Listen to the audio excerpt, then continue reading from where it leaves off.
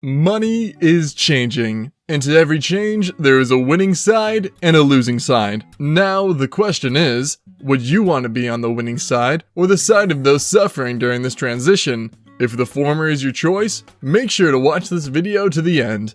In today's video, we're going to be talking about something that everybody loves, money.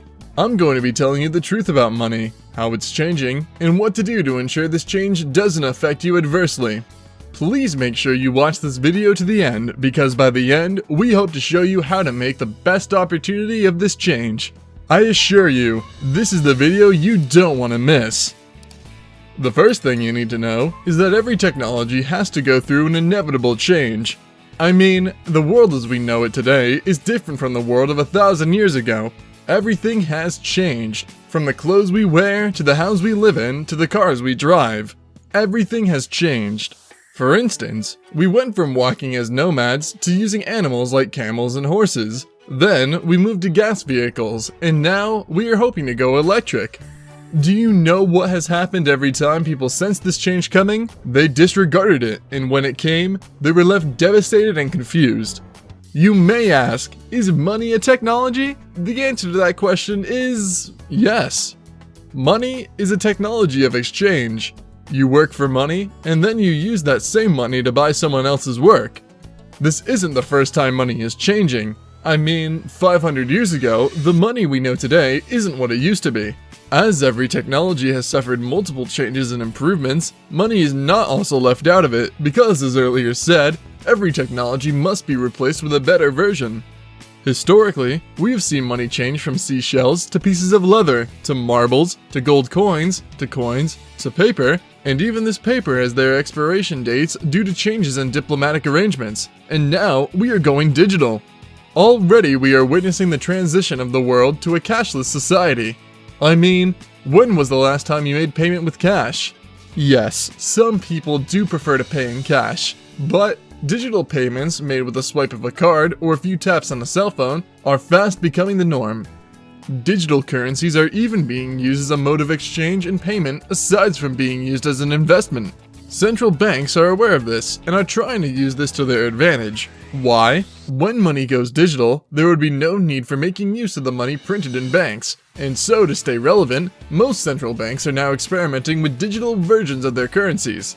These currencies are going to be virtual, just like Bitcoin, but not exactly like Bitcoin. This is the reason. Bitcoin is a private enterprise, but these currencies would be issued by the state, and so will function as the traditional currencies.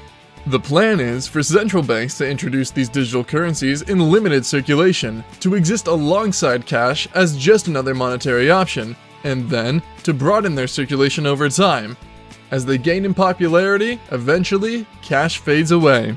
Right now, it is no secret that we are in a digital age. There is hardly anything that can't be done online. You learn online, you work online, you get paid online, you get entertained online, so safe to say, you shouldn't be surprised by this change because it is already at your doorstep. This change is going to be very big because the digital version of anything usually has an exponentially bigger impact than the analog version ever had. With this, you should be able to realize that we're on the verge of a new type of money that's no longer going to be controlled fully by men in government. I know I talked about the central government trying to create their currencies to adapt to this change, but what if we had a different kind of money that's digitally native, where the supply and flow weren't controlled by the government at all?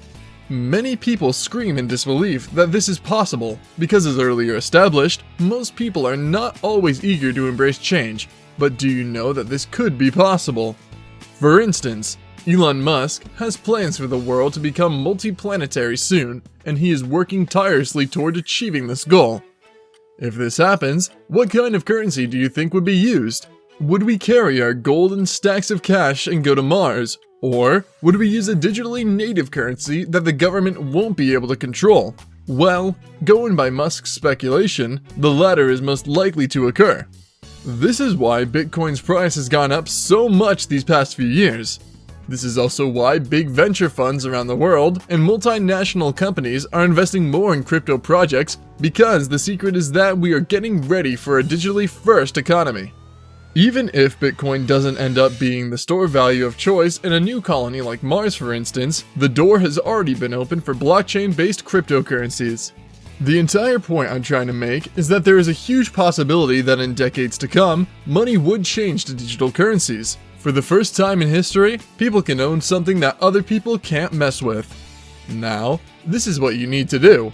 Don't just be a spectator. Be part of the change, so when it happens, you don't end up suffering. Start now by being a participant. If you are an absolute beginner, you can enroll in classes and start learning how these currencies work. I agree with you that we're still early in this new age of money, but that's when it's the best to take action because one thing is for sure, this change is coming. It's inevitable, and guess what? Many countries will be left behind because they simply don't get it. North Korea, for instance, is a good example. They're a century behind in terms of technological adoption. This is the same case for heavily religious countries that choose to deny women's rights or embrace access to educational and free internet. These countries are choosing to lag, and when this change happens, instead of enjoying the reward fully because they were prepared, their reward would have to be split between those who got on board early. I'm going to tell you a secret. Well, you see, the truth is that we're on the cusp of one of the biggest monetary changes humanity has ever witnessed. So instead of holding cash, invest it in any store of value you see. It could be land, real estate, or this new version of money called Bitcoin or other cryptocurrencies, but do it soon. Do not waste any time. Do it for the future, because what kind of life would you want your kids to have? The cash you are saving gets worthless by the year, and one day it would have no relevance, so why would you want to hold on to something that could inevitably have no value in decades to come? Research shows that in the next 5 years, the biggest countries in the world will move away from their native currencies to a digital stablecoin version that's on their blockchains. So, everything you do with money right now will conform to this new ecosystem. This decade is the end of an era and the beginning of a new one. This new era is what I've tried to give you a hint on, and I hope you will be prepared. I need you to tell yourself that in 10 years to come, you will be well adjusted to this change that's coming, and you will have a store of value that would be enough to outweigh anything the government tries to do to the currency of your country. If you're going to do this, please let me know by typing #digitalcurrency in the comment section so I can know. The goal is that everybody wins, so don't be caught slipping. We have come to the end of this video. I hope it was very enlightening, and you will start now by investing in these cryptocurrencies in preparations for this change. If you will, tell me in the comment section what kind of currency you invest in, or what kind you plan to invest in. Also, like this video if you know you will be on the winning side when this change eventually happens. See you in the next video.